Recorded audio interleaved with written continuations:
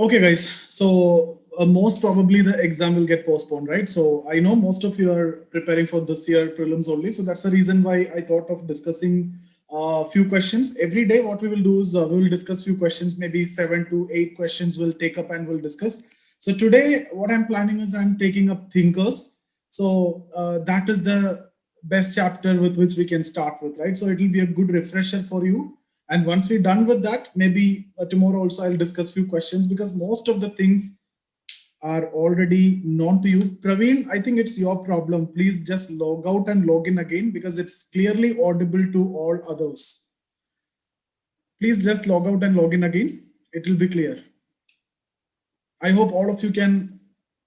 Okay, guys, again, I don't know what is the problem. Not audible.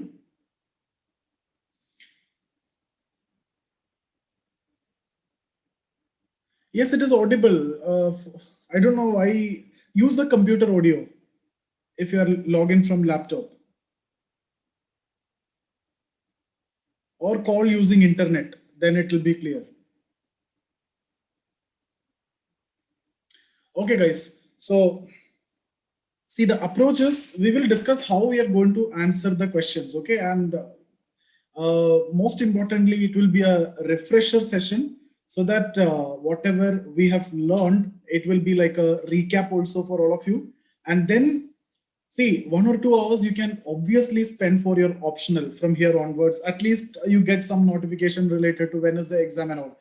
Because if they get postponed, they may postpone it like October, like what happened in last year, right? So in case of that happens, then the mains will be very, you will not have much time to, study for mains. So what we will do is do the paper one, and then paper two you can do no matter whatever it is after the prelims also. You can spend time and you can learn paper two. Paper two is going to be very easy.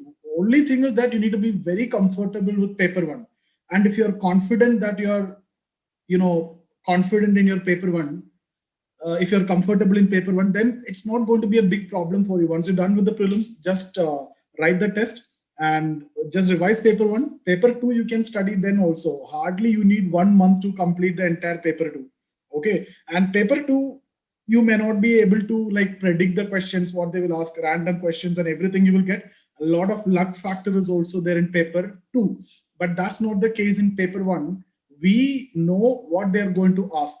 We can predict the question just by seeing the last 2 years as well, right? So we know if it is from the first chapter, if emergence is asked this year, next year there will be like scope or common sense they will be asking. Similarly, from second chapter, if they're asking positivism, next year there will be non-positivism or objectivity, that we can anyway predict.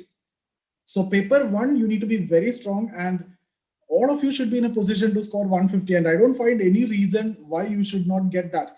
What I've seen from many of you while seeing the papers is the problem is just putting in paper what you know. That is actually not possible. All of you know what Durkheim have talked about, what Marx have talked about, all the theory and everything. Uh, you all know that, right? But the problem is when you are when it comes to the paper, even I was evaluating the papers yesterday also, and I'm telling the student that he is saying that I know all the concepts are, and but still I'm not able to do that. And if you see, yesterday I've shared one paper with you. You see the way people have written the answer, and will you be able to write in the same way? That is what you need to think. At least that way you need to write, because that is those kinds of people are competing with you. So at least that level you should be in a position to write. That is the only reason why I have shared that paper to you. Just see that, and then it's one among you only. With that permission only I have shared the paper. So obviously you can see and you will get some idea, and you see, do your paper one really good. But we will discuss paper one as well as paper two in this session. So I'll directly go with the questions. I have 8 questions today, all from thinkers, that we will do today. Just give me 1 minute.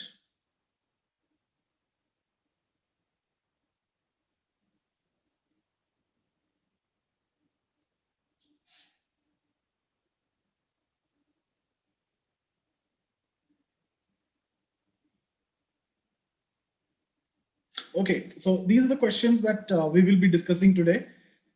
you know everything, you know, there is nothing which you don't know in this, and that's exactly what I want to tell you. But you guys, if you are sitting with this 8 questions, the way you're going to answer, and now when you see this question, you know everything, right? You may think that I can answer this very easy and everything, but the fact is, when it comes to the exam, when you're sitting with the paper and pen to attempt this question, it will be slightly difficult for you.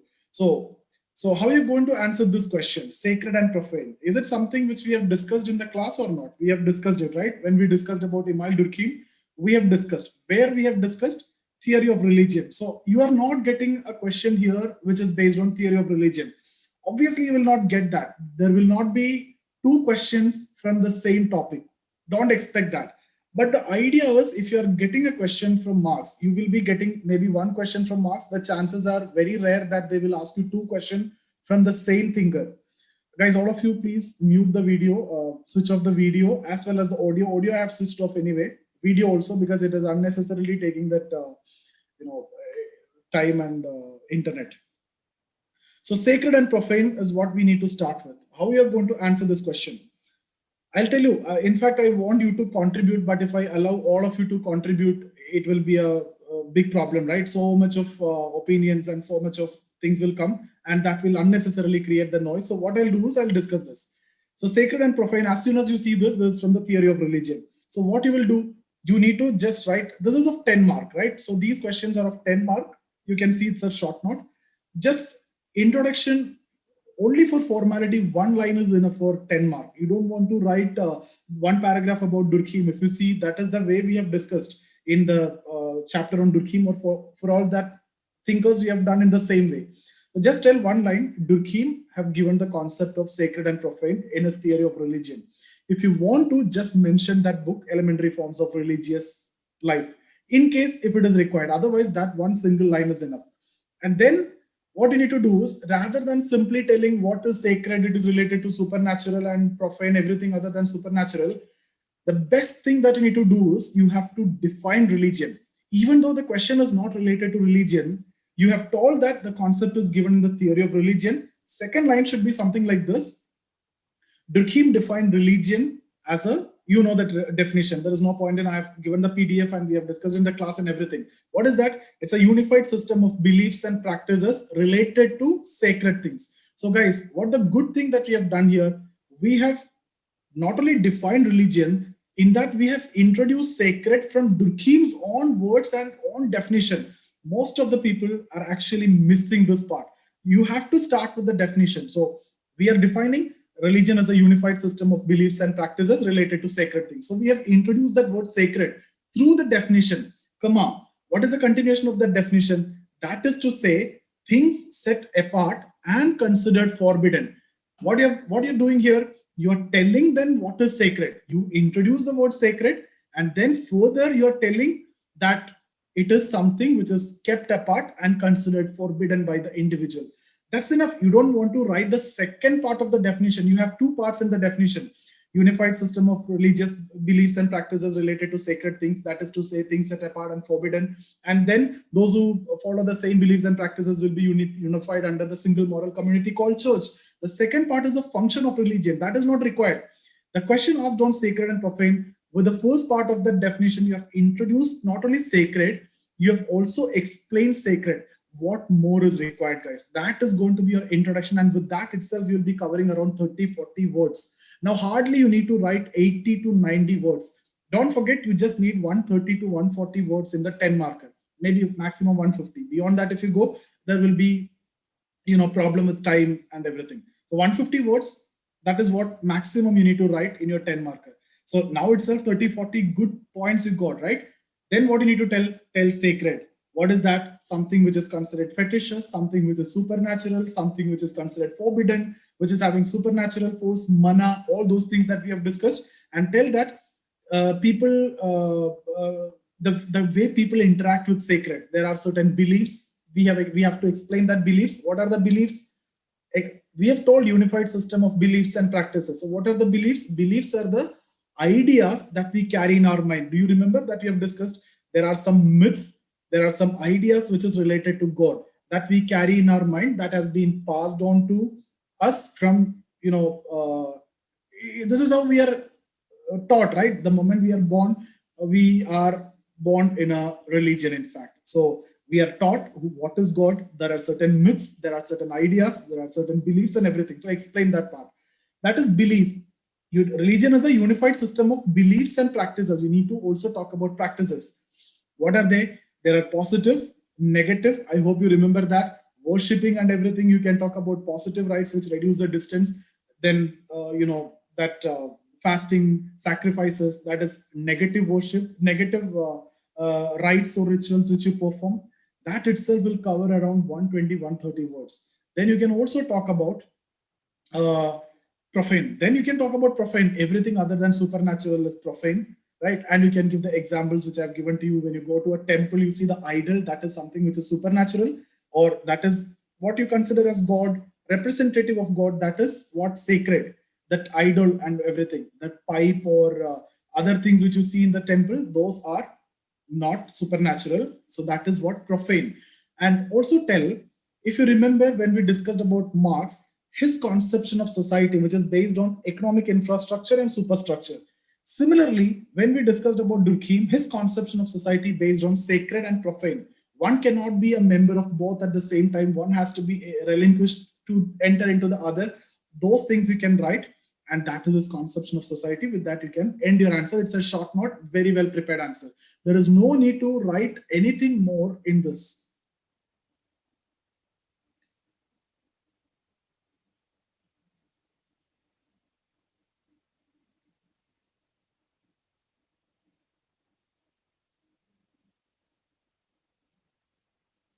Okay, guys, I will attach the questions. I'll give you the questions and I'll give you the brief notes also for each topic. In fact, the PDFs are already shared with you, but the questions that I'm discussing, I'll be sharing the points, important points.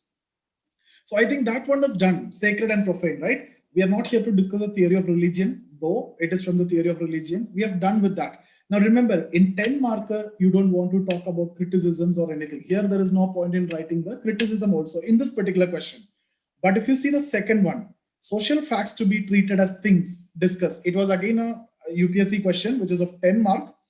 Last year also this question was asked. Before also this question was asked. Even before that also I have incorporated this in the test series as well. If you have taken the test series, you might have seen this question. So two questions from Durkheim, right? Social facts to be treated as things. Now what you need to do here? First, you have to define social facts. Now, before defining social facts, what the good thing that you can do here is Durkheim, who is considered as father of modern sociology, in case if you want to, because that is going to make the sentence more longer and lengthier. That's not required if it is not a 20 marker. You can talk about social. Durkheim gave the concept of social facts while defining the scope of sociology. That's the only one line is required in the introduction. So where he mentioned, when he discussed the scope of sociology, what is the scope of sociology for Durkheim? Study social facts. Then define. You guys see the pattern. First question also what we have done. Durkheim gave the concept of sacred and profane in his theory of religion. If you need the book, you can mention the book, right? Then again, Durkheim gave the concept of social idea of social facts while he defining the scope of sociology. If you want to, you can mention the book. You know the name of the book, Rules of Sociological Method, which has been written by Durkheim, which in case if you need, you can write that if time and space is available to you. So gave the concept, then define what is social facts, right? You know the definition, social facts. In fact, everything is social facts for Durkheim. Social facts are the ways of acting, thinking, and feeling. Acting, thinking, feeling, that means everything which are external to individual are endowed with the power of coercion by the reason of which they control over him. So you define social facts. Second part of the definition, you have given the characteristics of social facts. So you have done with that most important part of the definition and you have explained the characteristics, externality, generality, constraint and coercion, independence, right? Then where he is discussing this particular thing, can anyone message me where he discussed stress on this point? If you remember, he have given rules to study social facts. So further you can say, further Durkheim have given the rules to study social facts. There are certain rules, rules of observation, rules of classification, rules of distinction, and rules of explanation. So first rule, that is a rule of observation, how you're going to observe. Guys, Durkheim was a positivist. He wanted to make it similar to natural science. So what he do? He want to consider social facts as things, just like any physical object. What this is an influence of natural science, right? Because he wanted to make it similar to natural science, obviously. So need to consider it as things is actually coming from where that approach only. He's a positivist. He wanted to make it similar to natural science, so you can write that. So, in his rules of observation, he specifically and categorically mentioned that while studying social facts, you have to consider it as things, just like natural objects. Why? One more line you can write. This concern or this approach of Durkheim shows his concern for ensuring objectivity and making sociology similar to natural science by following the positivist principles. So see here, guys, how much, what all things you have mentioned here. These are each are different words from your syllabus. First, what I've told is objectivity, is concerned towards objectivity, a topic from your chapter 2. That means the examiner is understanding that you know that topic, concern for objectivity. Second, he wanted to make it similar to natural science. Another topic, whether sociology is a science or not, I'm addressing there. And third one, what I'm saying is what natural science by following the positivist principles. And I'm also saying that he's a positivist and he's following these approaches. Okay, so 3 topics is what I have mentioned in that one single line. You got that line?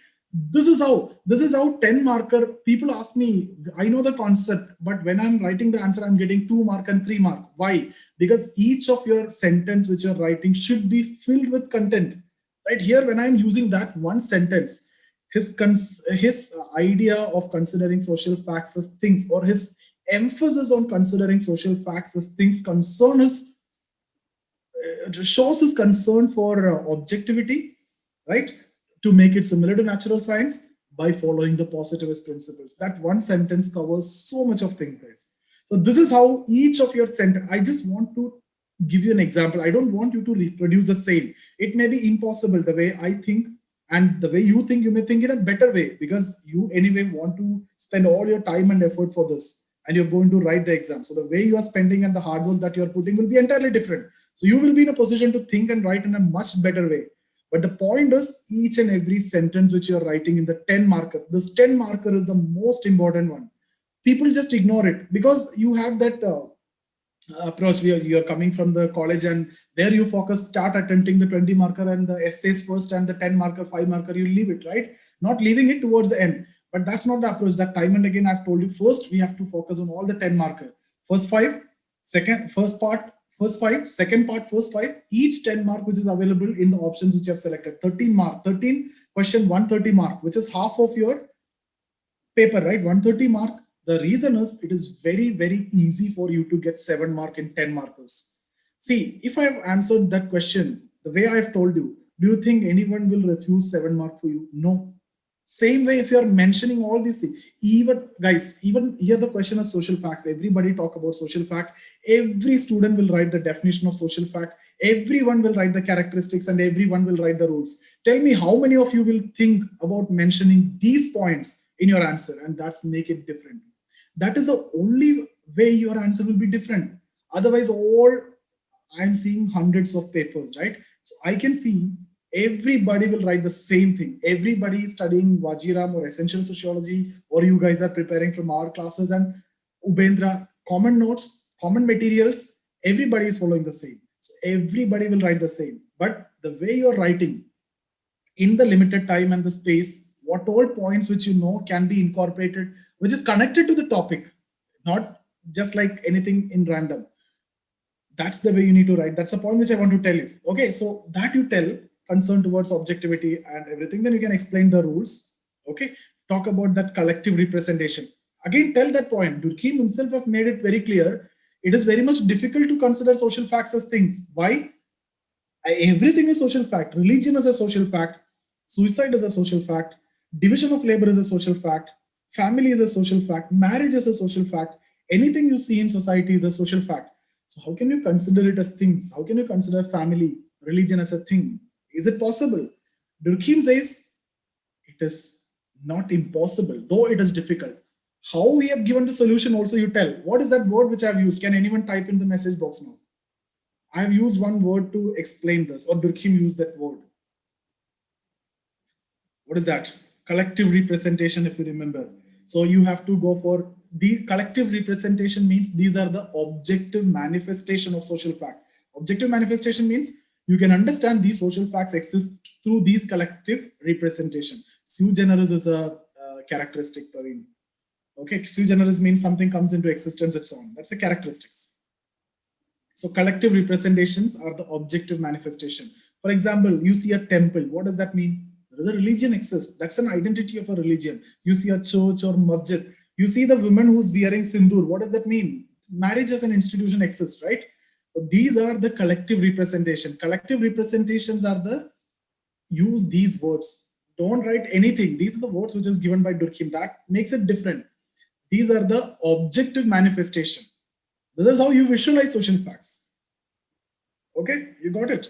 So then you can explain, then rules, other rules you can mention, but towards the end, you need to bring your opinion. Is it possible really to consider social facts as things in sociology? There are obvious differences there. In case if you want, you can quote a thinker, Max Weber. You can tell Max Weber is of the opinion that social facts do not exist as pebbles in the beach, just like you can go and pick it like any physical object. You can explain, you can give that one criticism, and then you can finish your answer.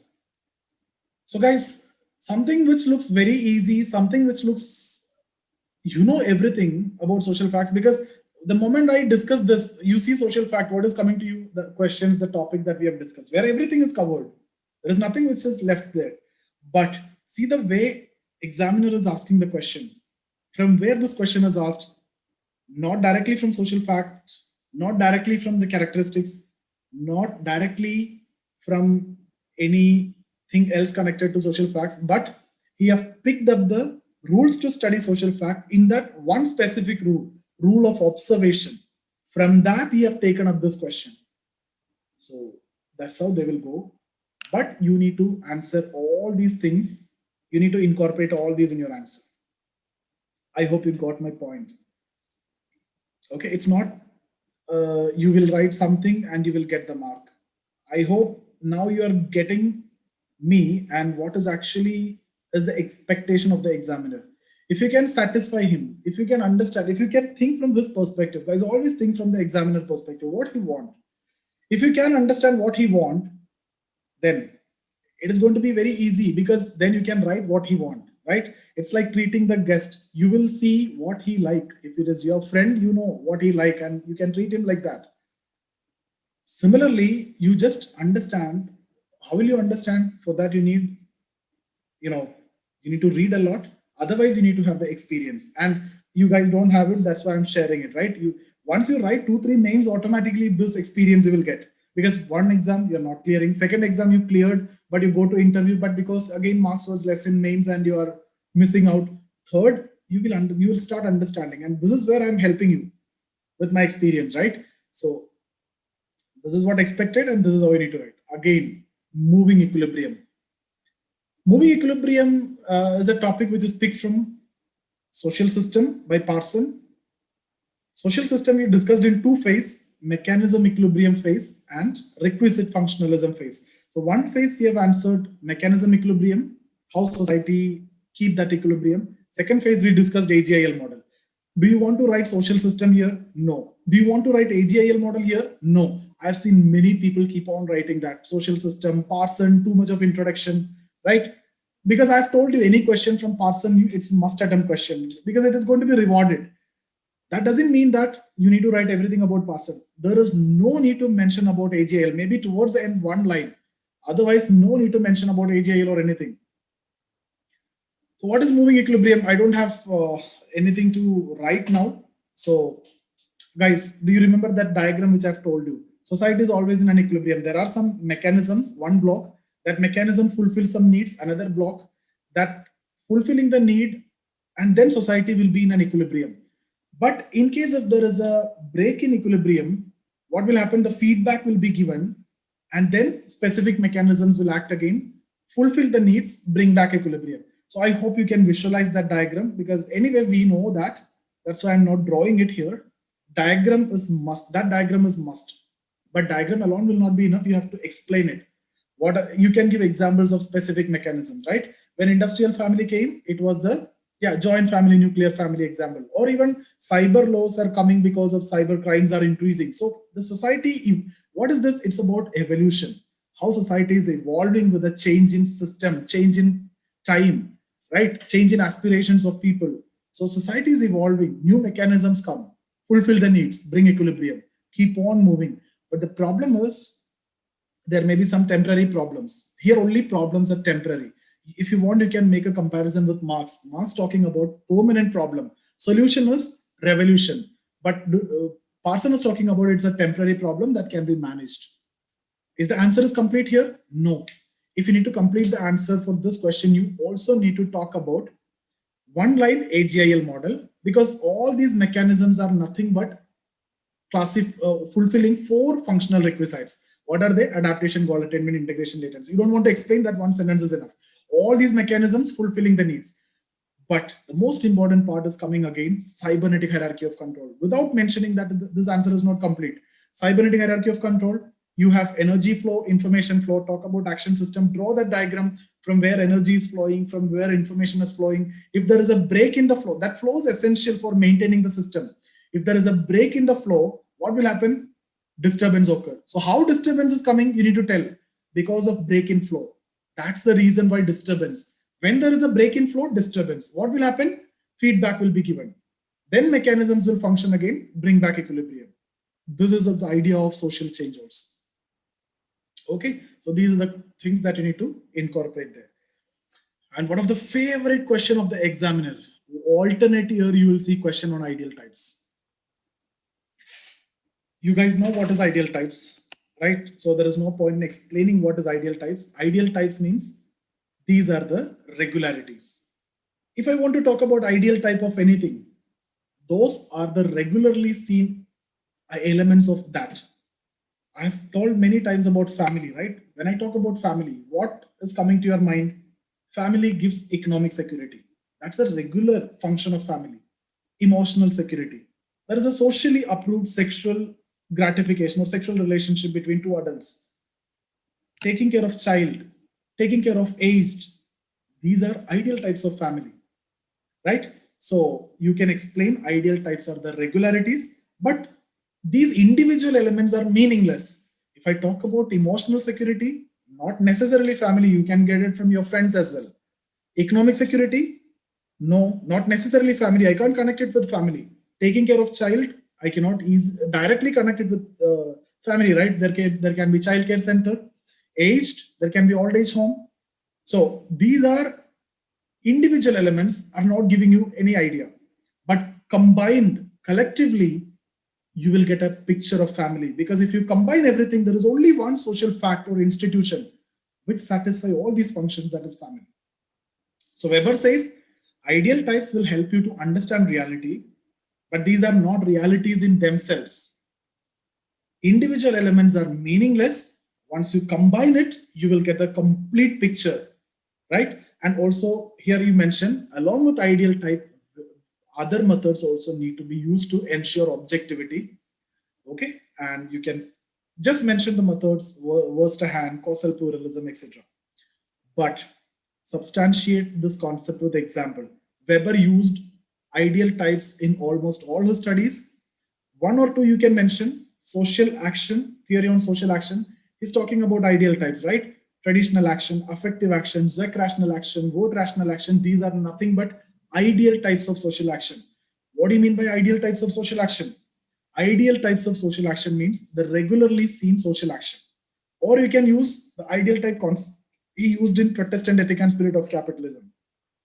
Ideal types of Protestant ethic, ideal type of capitalism, you know that. Or you can even use ideal types of authority, right? Traditional authority, charismatic authority, rational legal authority, or maybe combination like that. Then limitation. Limitations also you need to write, because Weber is talking about ideal types. But you need a trained investigator. Weber is also talking about trained investigator. Howsoever trained investigator you are, picking of ideal types, Weber have not given a concrete method or methodology that lead to personal bias. So his concern for objectivity will always be in question, right? So that lead to a personal bias in selecting ideal types. There may be bias. For example, you can use Weber theory of Protestant ethic and spirit of capitalism itself. Weber have chosen those ideal types which suit his conclusion. For example, you remember when we discussed about that theory on capitalism, I have discussed about study on Indian religion, Hinduism, religion of India, where he says in India, the Hindu religion does not promote capitalism. The spirit is absent, whereas substance was present. But there are many other studies which was conducted later. For example, Milton Singer. You guys remember when I discussed about family, and I have again and again mentioned this point.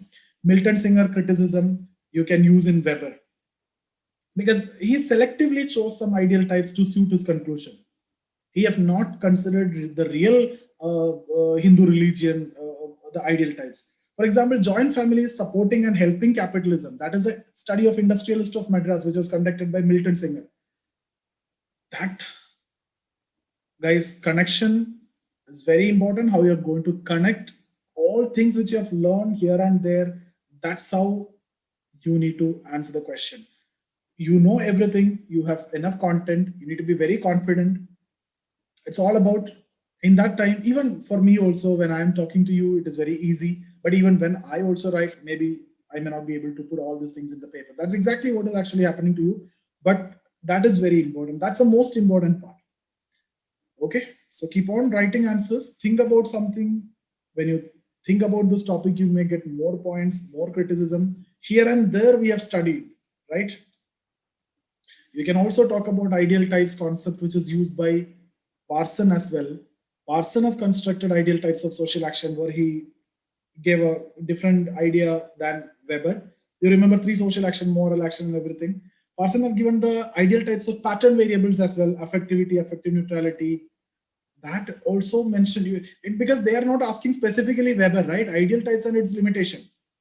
It's general, but we relate it with Weber. Maybe one line of Parson will tell the examiner that you know more.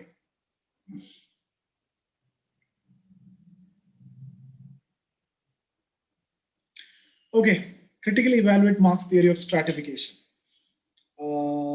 Guys, this is from the chapter of stratification, but since we have covered it in the thinkers, I have incorporated this one here.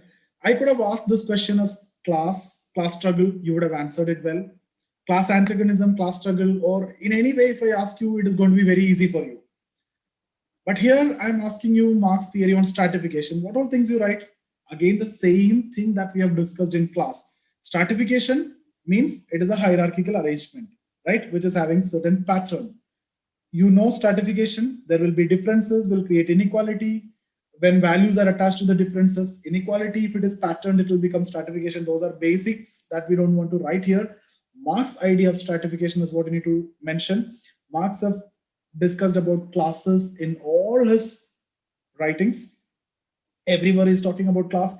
Historical materialism, class struggle, alienation, everywhere he's talking about class. What is class? Define what is class first. That is very important. Person's position in the production process.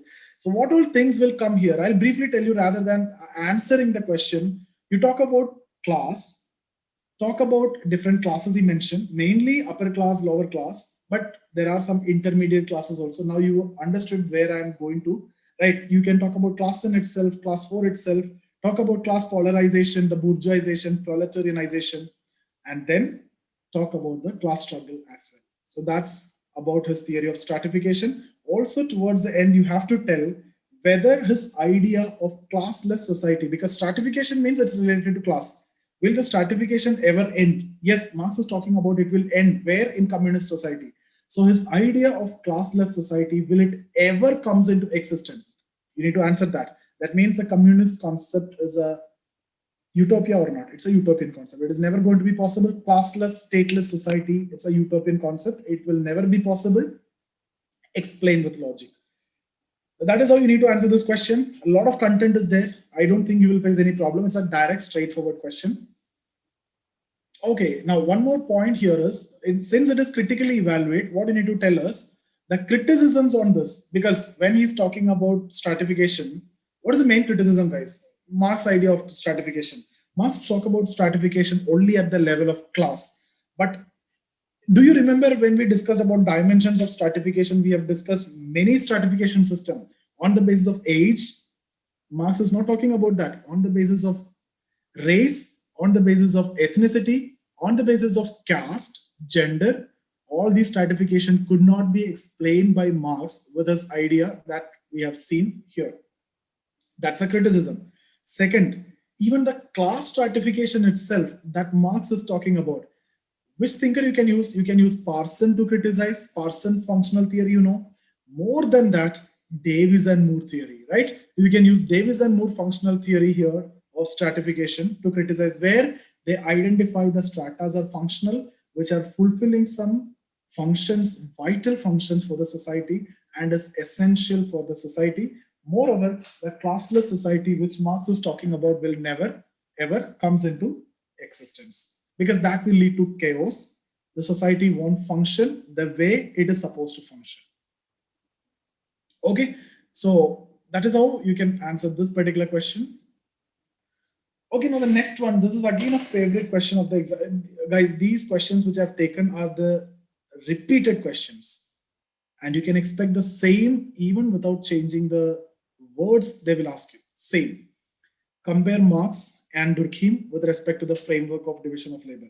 I just want to give you the thread here, and you need to develop on that. You know everything, the theory of division of labor.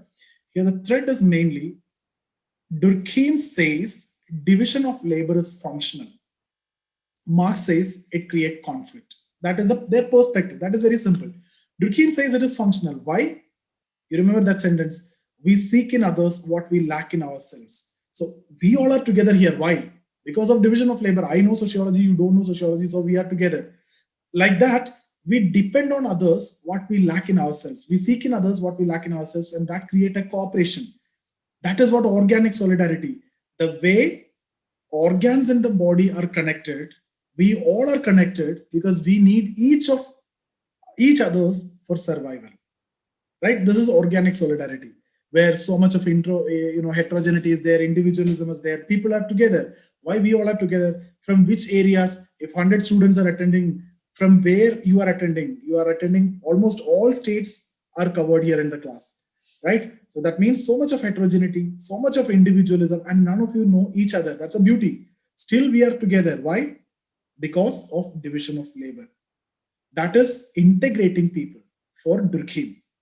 Second function that he's talking about, division of labor is giving the individual much needed freedom to produce. It is giving the autonomy to produce, because you can specialize. If you want to, you can. If I want to, I can specialize in sociology, or if I want to, I can specialize in eye or skin if you are a doctor. So this is giving you an autonomy. But what Marx is talking about, division of labor, is alienating. You are creative human, right? Human being is, creative humanism. Man is above all, man the maker.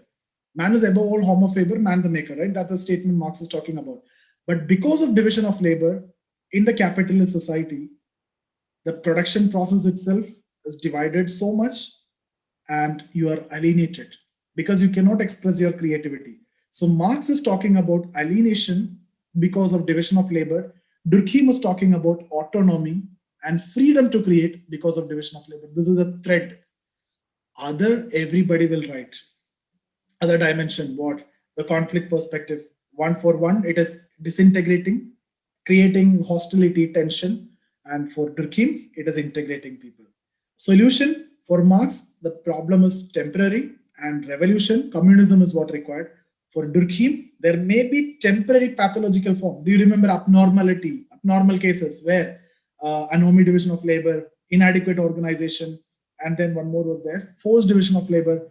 These are temporary abnormality, pathological form, which can be solved with some ethical code and everything. So the problem may come that is temporary for Durkheim. You can solve it within the mode of production. For Marx, it is permanent. You need to change the mode of production. So guys, these are what you need to write. The main point is the thread. And I've seen many people, if you get this question, we have studied specifically Durkheim division of labor theory. So people write only that part. People think that, guys, this is a reality. I don't know how many of you also will do the same. Many of you might be wondering, few of you might be wondering where we have discussed about Marx theory of division of labor. It is not there in the syllabus, right? Have we discussed it? We discussed it in alienation, not as a theory of division of labor. In alienation, we have discussed about division of labor, and that is alienating people. That is what we need to connect, not separately in the syllabus, not separately we have studied. It's an alienation we have done. So I know many of you here also will have the confusion. Yeah, we will have the answer writing, but not now. Right now, I'll give you the method. Tomorrow, day after tomorrow, maybe we will take more session. We'll see that. This is again very important question. Merton's contribution to sociology. Let's not discuss too much about it. You know everything. When you get this question, if it is a 10 marker, directly enter. 20 marker, in case if you get a question on Merton, Merton is father of neo-functionalism. Why? Parson have taken functionalism to its logical conclusion by giving an abstract grand theory using multidisciplinary framework and everything. You know that. Now, Merton have made some changes. Merton actually student of Parson. That's why he is known as father of neo-functionalism. What are that changes? Especially what is that most important change? He incorporated dysfunctions also in functional approach. Otherwise, the functional perspective was faced criticism on functional bias and everything, trying to identify only function. That functional bias is there, but Merton introduced the concept of dysfunction in functionalism. So how you're answering this question? First, you start with the approach so far in functionalism. Durkheim, Parson, Radcliffe Brown, Malinowski, Herbert Spencer, Auguste Comte, all if you want, you can mention. I've given you the write-up already. One paragraph. Then, what are the criticism? Main criticism, functional bias, ignorance of conflict, illegitimate teleology, right? Except Durkheim. Durkheim separate that cause and function in order to avoid illegitimate teleology, but all other face the problem. In functionalism, it's a general problem. Lack of use of methods, not Durkheim. Durkheim used methods. We know that. That can be a separate question also. Parson, no methods or anything. Merton, solution to this. Merton's postulates, 3 postulates. That is 1 point. Then the concepts given, what are they? Non-function, dysfunction, functional alternative, and then net balance. Guys, all of you know this. That's why I'm not explaining. Net balance, manifest latent function, middle range theories, especially dysfunction. This is what Merton's contribution to sociology.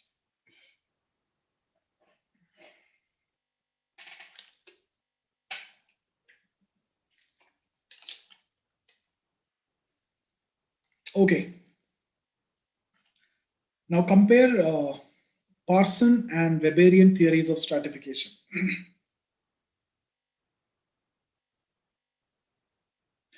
Guys, have you ever seen a sociologist writing in bullet points? Will you ever see that? No. Will you ever write an essay in bullet point? No. So there is no need to ask that. People will tell, write in bullet points, you can bring in so many points.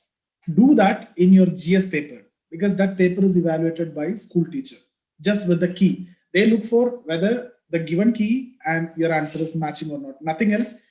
If the key is matching, you will get the mark. Understand whom you are addressing.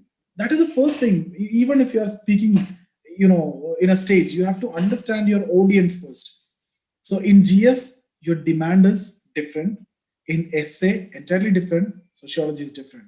Sociology, you're addressing your answer to a sociologist, like a professors in Jamia Millia University, Delhi University, etc.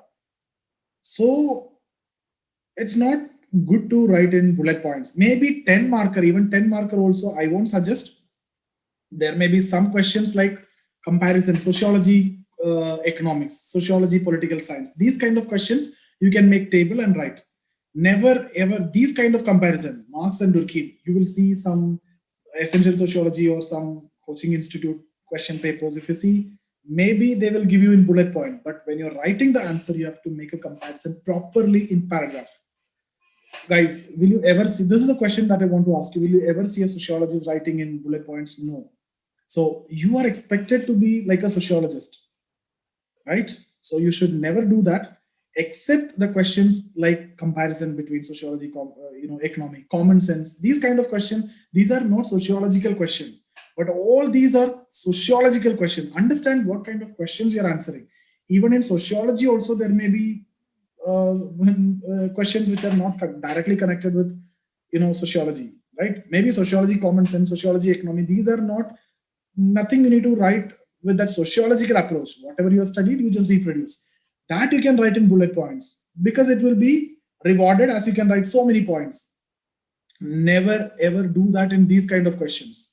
Sacred profane, 1 bullet point, 2 bullet point. Never do that. You will never be rewarded. There is no need. Essay, will you write it? No. Same is the case here. But GS, you can use mixed approach. If you have enough and more content, always go for bullet point. If you don't have content, write in paragraph. You should never write in ethics also. Ethics may be some questions if they're asking, like some factual questions if you are getting, you can write in bullet points. Again, in case study also, if they're asking, you provide your 4 responses, then you can write in bullet points, 4 responses, because that is what expected. But never in sociology you do that. Never ever do that. Okay. Parson and Weberian theories on not social stratification. This actually, it is. Can anyone tell me what is this? Social action. Though we have studied Parson theory on stratification as well as Weberian theory, but there is nothing much to compare. It's a very Parson theory is very small theory, right? Very much less only. Okay, this is a very simple one. Weber is only talking about micro dimension, right? Individuals dimension, the meanings and emotions, that aspect, while he discussing social action. But Parson, micro, macro, individual as well as societal. Like in Parsons' approach, you will find an element of Durkheim as well as Weber. But in Weber, you will only find micro. Parson, the criticism of Weber is also accommodated. That means Durkheim's view is also there. How Parson is talking about both motivational orientation and value orientation. Motivational orientation is Weber's approach, individual's own motivation while doing an action. Value orientation, societal aspect. I hope you guys remember the diagram. Actor on this side, always goal seeking. He possesses alternate means to achieve the goal, and I've given you a lot of examples to make you understand. And he will select a mean based on either motivational orientation, which is your own motivation, or the values of society, right? So this combination of this will be taken always while selecting that mean. In a modern society, motivation is more important. In traditional society, value is more important. This is the point we need to stress on. There's a diagram you need to draw, because this motivational orientation and value orientation is how Parson improved our Weber. People talk about definition, right? Weber defines social act, any act is social.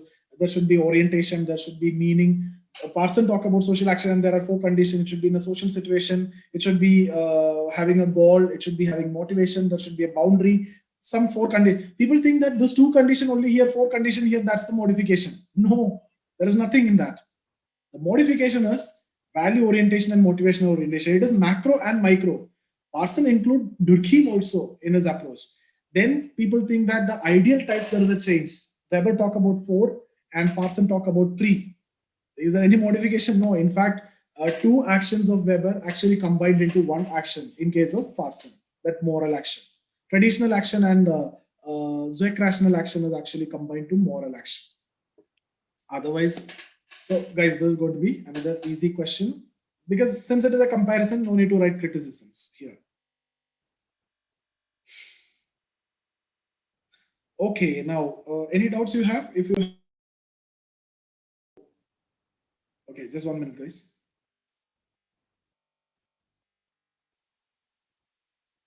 Yeah, any doubts you have?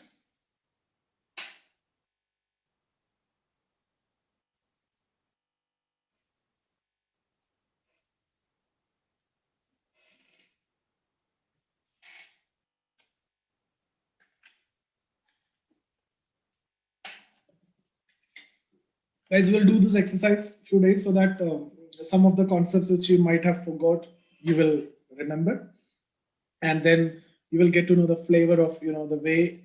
See, I want to tell you the way I think, because with my experience, the way I think while answering the question, you can improve it obviously from your side as well. But at least this is expected. All what I can tell you is what I'm telling you. You can obviously improve upon that, but this is what expected. Guys, also for I've told you, right? Refer to our notes. Thinker, that is completely sufficient, and maybe you can read any one of Vajiram or Upendra. Guys, now the idea is, see, after attending my coaching and my classes, I have referred to almost all the sources which is available in the market.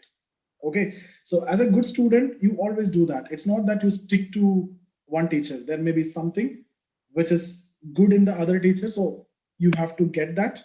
In case if any topic is missing, that you have to fill it with Vajiram or Ubendra. And as a go-to material, keep that essential sociology, because some topics like bonded labor, child labor, you get a lot of good examples, right? Other materials, no other this three, if you can stick to, that will be fine. There is no need to read any textbooks. I've given you the textbooks, and Harlem, no need to read Harlem Bose, Abraham Morgan, no need of Ritzer. I've been asked by many of you only separately, Ritzer is required or not. No need. That's exactly what we have covered. When you have a good mentor, when you have a good teacher who's explaining thinkers in a better way, why you need to complicate it? You will understand though, but that's not required. It's a sheer waste of time. Did you face any problem in any of the thinker? Then why you're going to Ritzer and everything? You feel that you don't have content? No, that's not the case, right? Okay, so just supplement. If you need to supplement, and in fact you need only three sources. One, our class. You can watch once more all the topics in case if you missed or forgot something. You can attend the class also in case if it is required. I'm starting from 24th. If you want, you can attend again. In case if you want to, recap. And then Vajiram or Ubendra, which language is better for you? I followed Vajiram mainly. That's why I'm always telling that. And then essential sociology. Everyone is following, so you should not miss it. That's the only reason. And some go-to source, right? Never read thinkers from that, but maybe you can read criticisms. If you see criticism on alienation, criticism on division of labor. But I have given you everything. In case if it is required, you can go more. But you will not be able to write. You won't get time and space. GS paper at this juncture, I don't have time. You see, today the time is the problem. We'll do that. Ethics I will do. Others I need to put a lot of effort. Right now, it's not possible. Okay, guys. If so, we will stop. In case if you have any doubt, you can ask. You can turn on the mic and ask. In case if yeah, tell me. Somebody's raising the hand.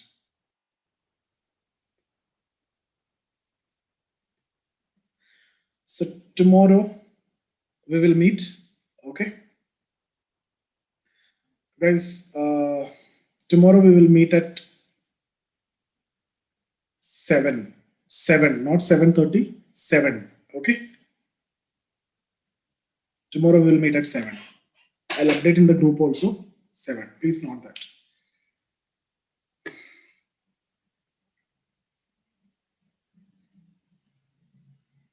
All answers you need to substantiate with example.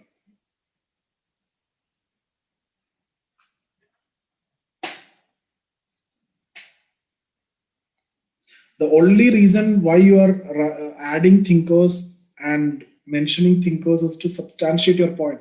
Never use thinkers to answer the question. It's not that when the examiner is asking you any question, you will keep on writing the thinkers. Critically analyze, keep on writing the thinkers. Never do that. Source for ethics, I think you might have attended my class. That's enough. And then lexicon, chronicle. That's enough. That's only one source is enough. And then it's all about your innovation, the way you're going to solve case studies. Some approaches there. If you have attended that Merton session, that theory of anomy, I've given you one good approach to answer the questions. Otherwise, once you have that ethical knowledge and concepts, you will be able to answer easily. Okay, guys, so we will stop here for today, and we'll meet tomorrow at 7. See you guys.